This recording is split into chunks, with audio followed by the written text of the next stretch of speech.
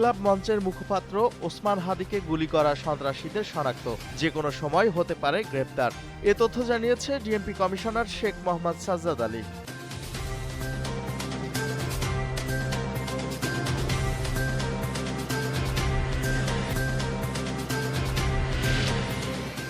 ঢাকার কেরানীগঞ্জের বাবুবাজার এলাকায় ১২ তলা ভবনে আগুন নিয়ন্ত্রণে কাজ করছে ফায়ার সার্ভিসের ১৪টি ইউনিট।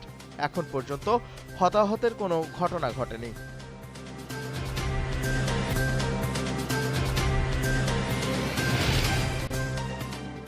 ভোট বানচালে কোনো মাস্টার প্ল্যান অনুযায়ী কাজ হচ্ছে কিনা জনমনে এমন প্রশ্ন উঠছে, এমন মন্তব্য করেছেন বিএনপির সিনিয়র যুগ্ম মহাসচিব রুহুল কবির রিজভী।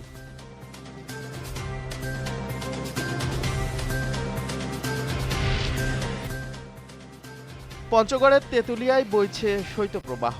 তেঁতুলিয়া আবহাওয়া পর্যবেক্ষণ কেন্দ্র সর্বনিম্ন তাপমাত্রা রেকর্ড করেছে ৯.৩ ডিগ্রি সেলসিয়াস।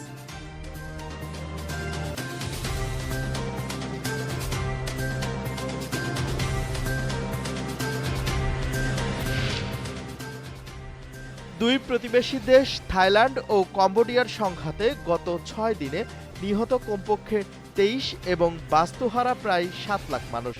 সংবাদ মাধ্যমের বরাতে জানা গেছে এ তথ্য।